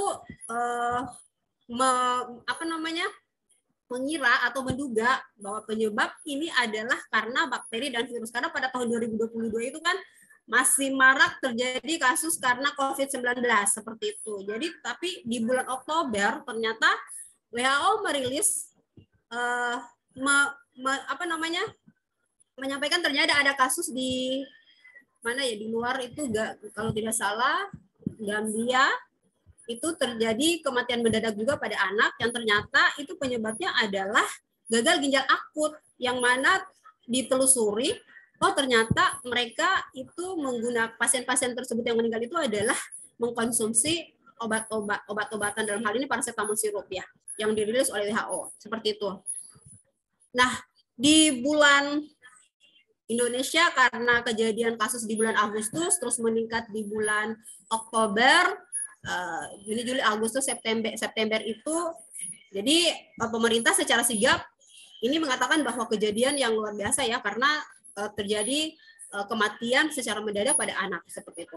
Jadi pasien-pasien yang diduga dengan gangguan gagal ginjal akut ini, jadi pemerintah itu melakukan penelitian terkait ini, karena adanya rilisan dari WHO bahwa ternyata anak-anak yang meninggal di Gambia itu ternyata meninggal karena konsumsi obat sirup seperti itu. Jadi pemerintah secara sigap melalui Kemenkes dan BPOM itu bekerja sama untuk melakukan penelitian, mengambil sampel-sampel obat-obatan yang dikonsumsi oleh anak-anak yang meninggal tadi, atau anak-anak yang dicurigai dengan kasus gagal ginjal akut, sehingga dilakukan penelitian seperti itu. Oke, lanjut. Nah, kalau mau dilihat secara ilmuwan bahwa penyebab gangguan ginjal pada anak sudah dijelaskan tadi sama Ibu Evi dan Ibu Fitri, bahwa salah satu penyebabnya itu adalah zat toksis yang ada pada anak. Kemudian zat toksik ini kan tadi sebenarnya sudah dijelaskan sama Ibu Evi dan Ibu Fitri bahwa obat-obatan yang dikonsumsi secara berlebihan itu bisa menjadi toksik seperti itu. Kemudian ada vaksin. Nah, ini dicurigai karena pada saat yang bersamaan ternyata di tahun 2022 itu masih terjadi COVID. Jadi banyak pemberian vaksin. Kemudian ada bakteri, virus, dan penyakit penyerta. Nah, pada saat di tahun 2022 itu karena ada pengumuman dari WHO terkait dengan penggunaan obat sirup, jadi pemerintah bersama BPOM melakukan identifikasi terhadap obat-obat sirup yang diminum. Ternyata kandungan daripada sirup, obat-obatan sirup itu tersebut, dalam hal ini ya etilen glikol, dan di etil glikol ini adalah penyebab utama terjadinya gagal ginjal akut pada anak. Tetapi ada juga kasus ternyata dengan pasien teridentifikasi GGAPA, ternyata mereka tidak mengkonsumsi obat sirup seperti itu. Kemudian pula ada yang minum obat sirup yang sama, tetapi tidak mengalami GGAPA. Jadi ini masih tanda kutip, tanda tanya besar. Jadi pemerintah baik orang-orang yang di bidang yang bergelut dalam bidang riset ini sedang selalu melakukan penelitian lebih detail terkait dengan kenapa sih bisa terjadi gangguan gagal ginjal anak ini yang notabene-nya terjadi jumlahnya ini meningkat seperti itu. Lanjut. Nah, kalau kita melihat secara epidemiologi ya, ada di dalam ilmu kesehatan masyarakat mengatakan bahwa ada yang namanya PE atau penyelidikan epidemiologi, yaitu serangkaian kegiatan yang dilakukan untuk mengenal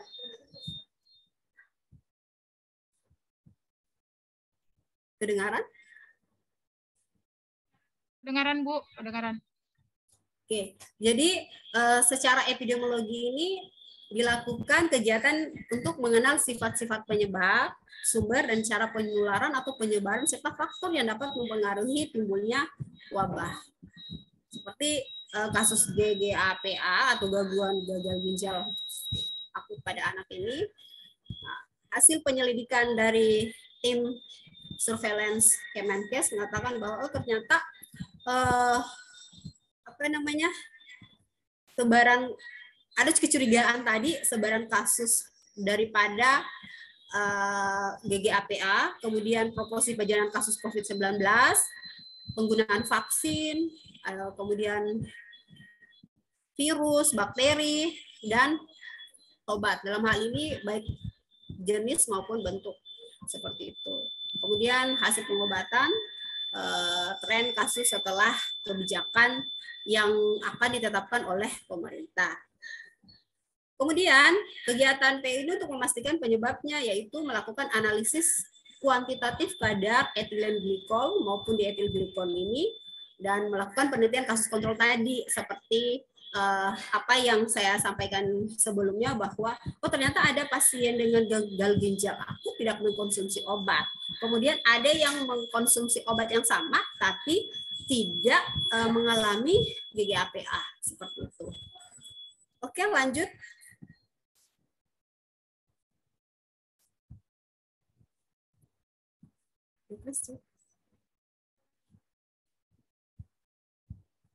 Saya pakai headset soalnya. Oke, lanjut.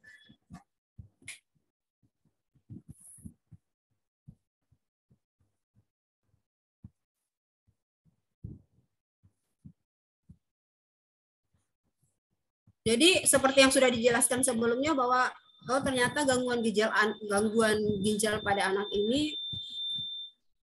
ujungnya adalah pasien bisa meninggal. Jadi kalau kita lihat status presentasi terjadinya GGAPA ini ternyata dari 62% pasien ini dilaporkan memiliki derajat keparahan berat.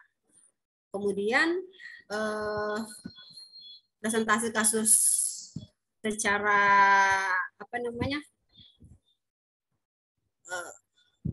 status akhir baik dia sembuh, meninggal maupun dalam perawatan itu ternyata sekitar 55% dari total pasien GGAPA ini masih dilakukan perawatan. Seperti itu.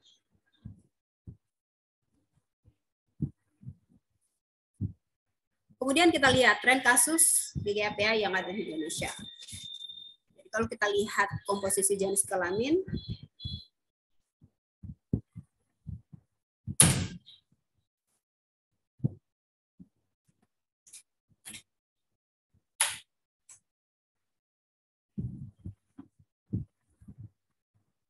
maaf ya, soalnya kayaknya berhitung mah. Ya, Bu. Mungkin mikrofonnya dibenerin dulu. Memantul suara. Sekarang? Ya, Bu, coba dilanjut kembali. Operator, apakah suara saya masih menggema? Sudah bagus, Bu. Oke, tren kasus gagal ginjal akut pada anak di Indonesia, kalau kita mau lihat berdasarkan kelompok umur, ternyata anak 1 sampai 5 tahun ini itu jumlahnya sangat banyak. Kemudian kalau mau dilihat kelompok umur ternyata lebih banyak terjadi pada laki-laki. Seperti itu. Kemudian kalau mau dilihat secara data, kematian yang terjadi ya, itu banyak pula yang terjadi pada anak di usia 1 sampai 5 tahun. Nah, ini yang menjadi pertanyaan besar. Orang menganggap bahwa gagal ginjal akut itu yang terjadi itu hanya pada orang dewasa. Loh, kok bisa terjadi pada anak-anak? Jadi ini memang butuh penelitian yang sangat-sangat intens terkait dengan kejadian ini, karena wabah yang terjadi di dunia ya, hampir yang terjadi sebagian dunia maupun di Indonesia sendiri itu ternyata banyak kasus-kasus gagal ginjal akut, pasien-pasien yang meninggal pada anak. Oke, lanjut. Nah, seperti yang saya jelaskan sebelumnya bahwa GGAPA juga enggak saya buka itu. Jadi pencarian penyebab daripada gangguan ginjal anak akut pada anak ini ada kecurigaan di awal bahwa karena COVID-19 dan vaksin yang diberikan.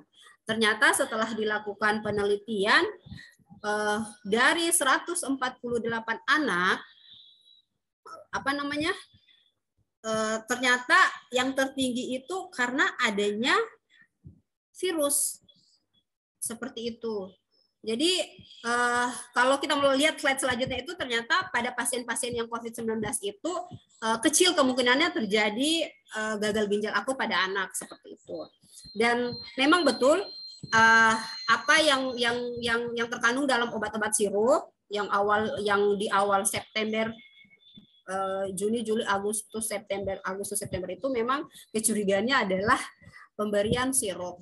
Nah, memang betul sih karena ada beberapa yang didapat oleh BPOM bahwa obat-obat yang diberikan, ada beberapa jenis obat-obat yang diberikan oleh pasien-pasien pada anak itu kandungan EG dan DG-nya itu melebihi ambang batas normal. Padahal sebenarnya kalau mau dilihat, wah dulu-dulu itu anak-anak diberikan obat sirup, nggak ada kasus seperti ini. Jadi ternyata memang ya perusahaan-perusahaan farmasi ini agak nakal-nakal sedikit. Karena mungkin keuntungan yang didapat itu besar karena kejadian kasus demam pada anak itu sangat banyak terjadi, sangat besar jumlahnya. Jadi mungkin dari situ ya ada efek, di sini mungkin ada efek keuntungan yang didapat oleh perusahaan farmasi. Jadi main-main nakal sedikit, kadar EG dan DG-nya ditambah melebihi ambang batas. Jadi itu ada beberapa perusahaan farmasi itu obat-obat tertentunya itu ditarik sama BPOM seperti itu.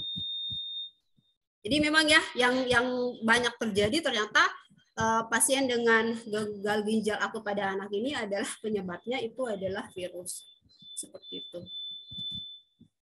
Oke, lanjut. Nah, ini yang saya katakan tadi bahwa karena ada kecurigaan terkait dengan COVID-19 ini, kemudian obat sirup yang diminum oleh pasien-pasien pada anak, 7 dari 32 kasus ditemukan adanya kuman pra-influenza virus ya 21,9%. Kemudian 6 dari 32 kasus itu ditemukan virus influenza A. Kemudian 5 dari 32 kasus ditemukan adanya adenovirus, yaitu sekitar 15,6%. Lanjut. Jadi kecurigaan terhadap EG atau ethylene glycol dan diethylene glycol ini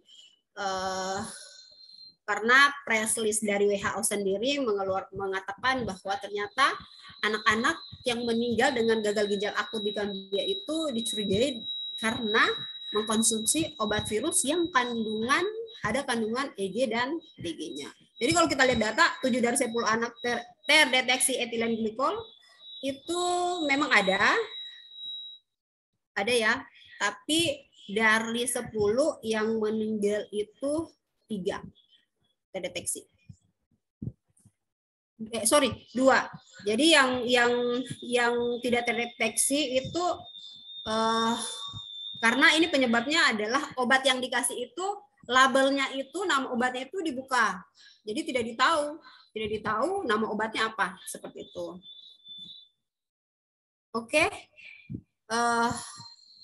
Kalau karena saya ini materi yang saya bawakan adalah terkait dengan kasus gagal ginjal akut pada anak yang tren sekarang kalau dilihat dari secara ilmu kesehatan masyarakatnya ya, dalam hal ini data surveillance kita dari Kemenkes seperti ini.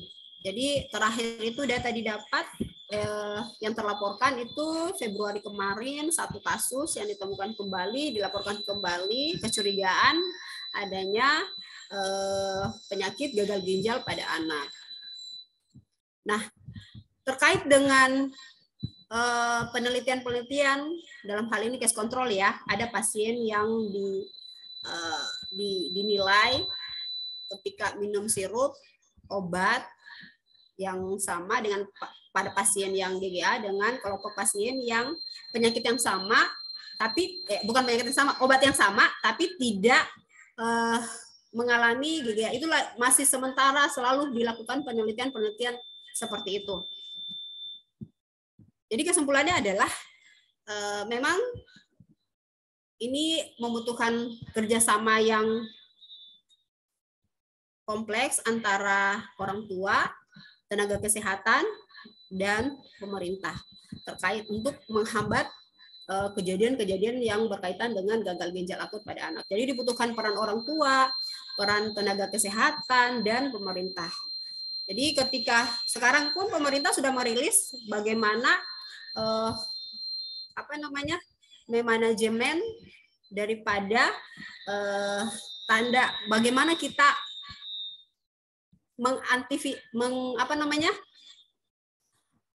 mengantisipasi apa yang terjadi ketika ada gejala pasien-pasien yang ada gejala pada anak yang berkaitan dengan yang mengarah kepada gejala gagal ginjal akut pada anak. Saya kira dari saya cukup karena sudah panjang lebar dijelaskan di awal seperti itu. Oke, terima kasih saudara moderator, saya kembalikan. Baik, terima kasih Ibu Megasari atas penyampaian materinya berkaitan dengan kasus gagal ginjal akut pada anak dari perspektif tadi sudah dijelaskan penyelidikan epidemiologinya, persebaran presentasi kasusnya, penyebab dan lain-lain tadi sudah cukup jelas disampaikan juga oleh para narasumber terdahulu yang pertama dan kedua. Silakan bagi teman-teman jika ada ingin yang bertanya boleh menuliskan pertanyaan di kolom chat atau langsung raise hand. Silakan.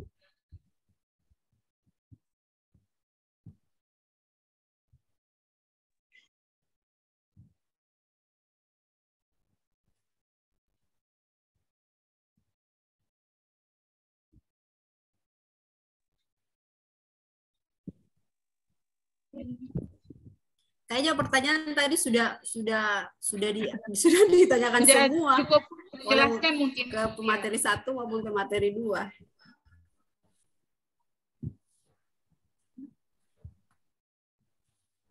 Baik, mengingatkan untuk para peserta untuk mengisi link absen untuk keperluan nanti sertifikatnya. Masya Allah, ternyata Ibu Evi masih membersamai kita sampai di akhir penghujung sesi ini. Tadi sudah penyampaian materi yang terakhir dari Ibu De Megasari. Baik, silakan teman-teman, mungkin masih ada yang ingin disampaikan atau masih ingin berdiskusi langsung kepada 3 narasumber kita. Sampai jam berapa?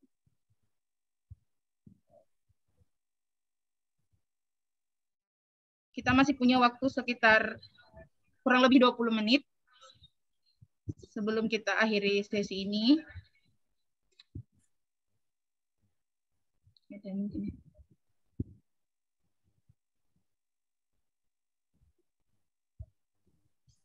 Atau dari para narasumber ada yang ingin mau ditambahkan?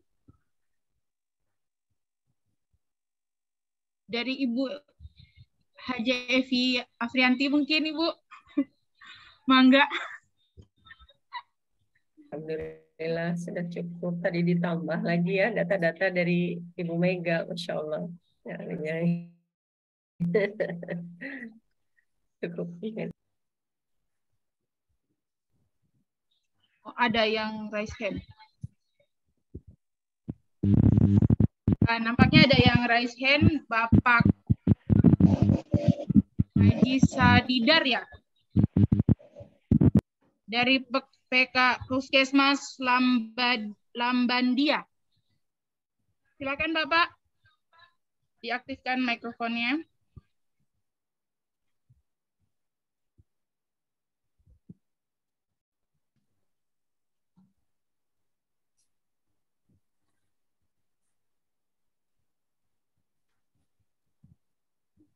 Halo, Bapak?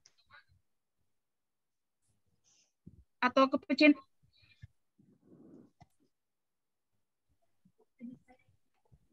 Bapak Sadidar.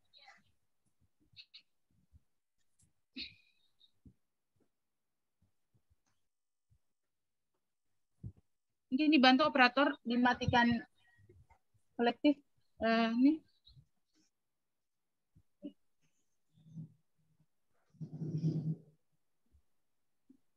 Mungkin hanya keklik kali ya, nggak mau bertanya Bapaknya.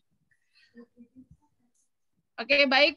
Jika tidak ada lagi pertanyaan, mungkin kita cukupkan untuk sesi ini. Saya kira tadi sudah panjang lebar para narasumber menjelaskan kepada kita apa saja yang poin-poin penting dari upaya pencegahan gagal ginjal akut pada anak. Oh, ternyata di kolom chat masih ada yang bertanya untuk sesi ketiga ini. Izin Ibu Mega membacakan pertanyaannya. Dari Sri Maharani.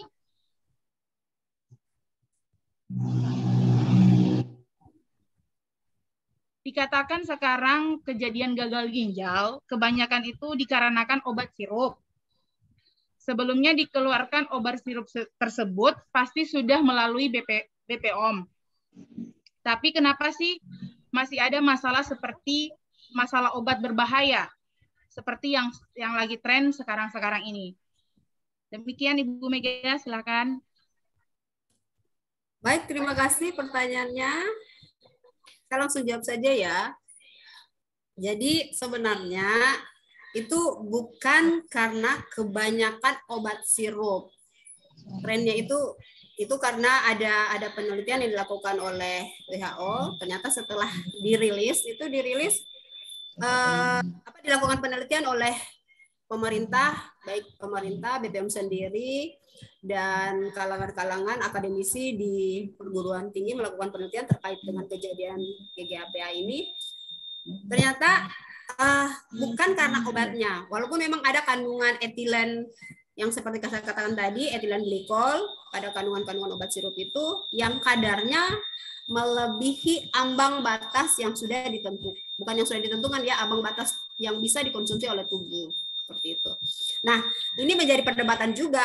Kenapa? Seperti yang saya katakan di awal, konsumsi obat sirup ini sudah lama. Lah, kok baru sekarang kejadiannya?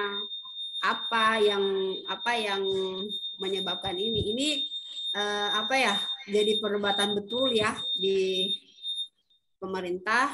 Dalam hal ini BPOM, namun secara sigap BPOM itu sudah meriliskan, teman-teman bisa baca, ada keputusan Dirjen Pendidikan Kesehatan bekerja sama dengan BPOM dan pemerintah itu sudah menentukan obat-obatan yang dijelaskan di situ adalah kandungan-kandungan obat yang bisa dikonsumsi oleh anak, seperti itu. Jadi kalau mau ditanya kenapa masih ada masalah seperti masalah obat-obatan berbahaya? Nah, ini BPOM sendiri sebenarnya kayak tertampar. Kenapa bisa seperti Seperti itu. Jadi mereka pun sudah melakukan riset, sudah melakukan penelitian, dan sudah mengumumkan jenis-jenis obatan sirup yang bisa dikonsumsi dan kandungan yang terdapat pada obat-obat sirup tersebut. Seperti itu. Saya kembalikan ke Ibu Moderator. Baik, terima kasih atas penyampaian dari Ibu Mega. Saya kira mungkin sudah cukup jelas ya kenapa ini jadi polemik juga saat ini. Tentunya membutuhkan lagi-lagi tadi membutuhkan kerjasama, tidak hanya kita sebagai tenaga kesehatan, jadi semua lintas sektor berpengaruh, terutama pemerintah terkait kasus gagal ginjal akut pada anak ini.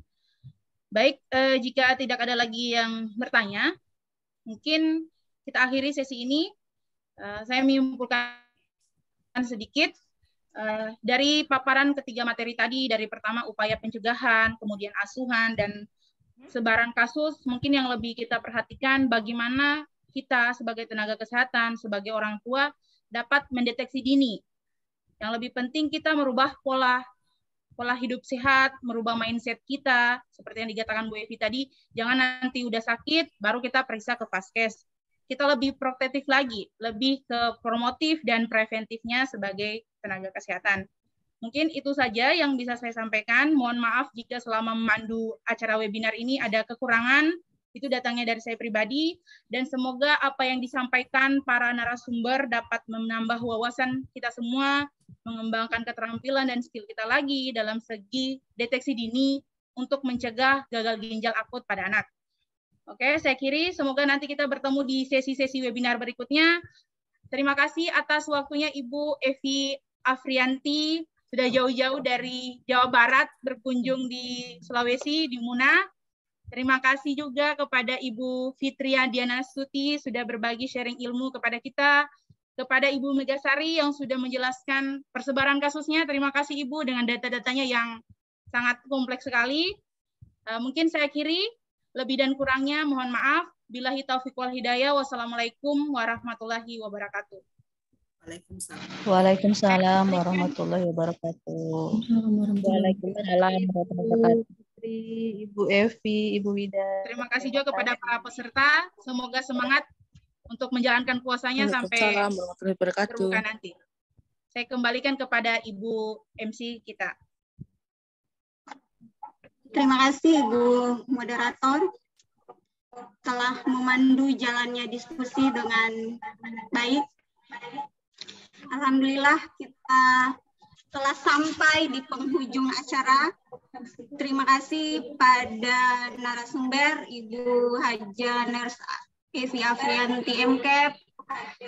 Terima kasih Ibu Nurse Wode Megasari MKes. Terima kasih juga kepada Ibu Nurse Fitri Diana Astuti MKEP. Dan terima kasih kepada moderator Ibu Wahidah Rahmawati MKEP.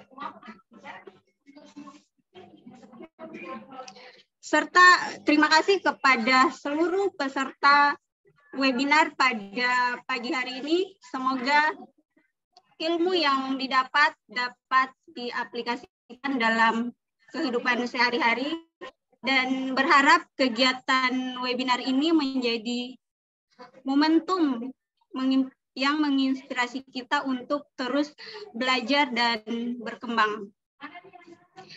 Bapak, Ibu sekalian, semoga kita selalu diberi kesehatan, kesempatan oleh Allah sehingga kita bisa bertemu lagi di kegiatan-kegiatan webinar selanjutnya untuk memperbaharui ilmu kita. Saya Yaslim selaku MC, saya akan mengakhiri webinar pada pagi hari ini dengan ucapan wabillahi taufiq wal hidayah. Wassalamualaikum warahmatullahi wabarakatuh. Terima kasih dan sampai jumpa pada kegiatan-kegiatan selanjutnya. Waalaikumsalam. Salam kenal untuk semuanya.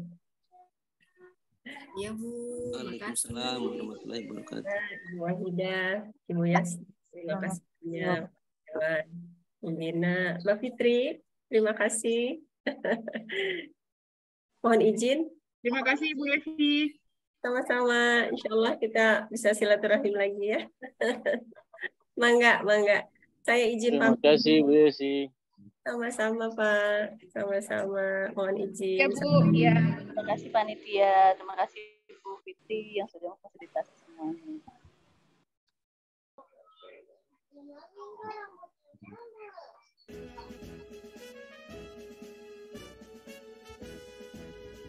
Universitas Karya Persada Muda, kampus kami yang penuh berkah, medan juang bangkitkan karya muda.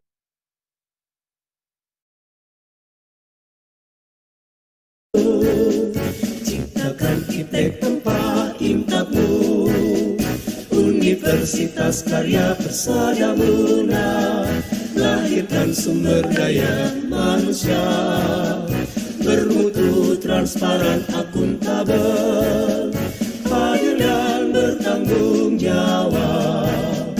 UKPM kebanggaan kami, jayalah alma materku, baktimu jiwa seluruh negeri, setiamu untuk bangsa tercinta.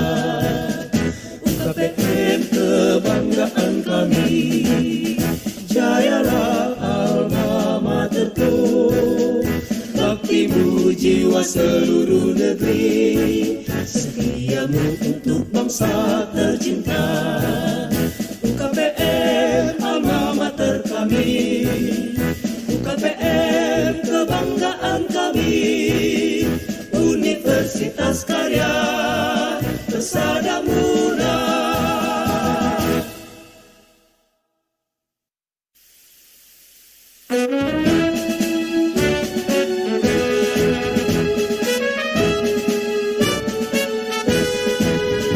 Universitas Karya Persada Muda, kampus kami yang penuh berkah, medan juang bangkitkan karyamu, ciptakan iptek tempat imtakmu, Universitas Karya Persada Muda, lahirkan sumber daya manusia bermutu, transparan, akuntabel, hadir dan bertanggung jawab. UKPM kebanggaan kami, jayalah alma materku, baktimu jiwa seluruh negeri, setiamu untuk bangsa tercinta. UKPM kebanggaan kami, jayalah alma materku, baktimu jiwa seluruh negeri, setiamu untuk bangsa tercinta. UKPM alma mater kami, UKPM kebanggaan kami, Universitas Karya Persada Muda.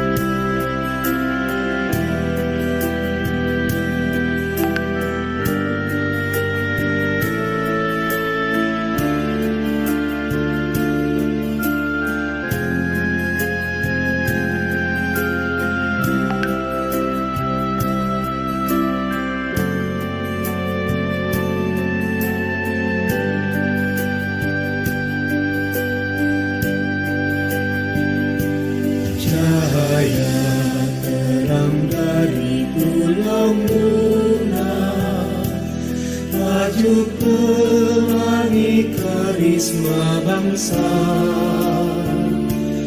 genggam erat amanat Tridharma, kembangkan iptek dan impakmu. Berjanjilah alma materku, Universitas Karya Persada Muda.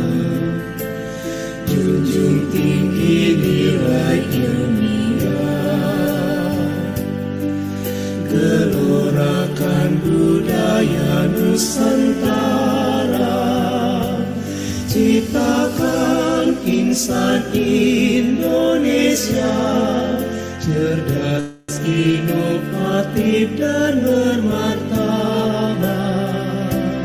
Baktimu jiwa kami semua,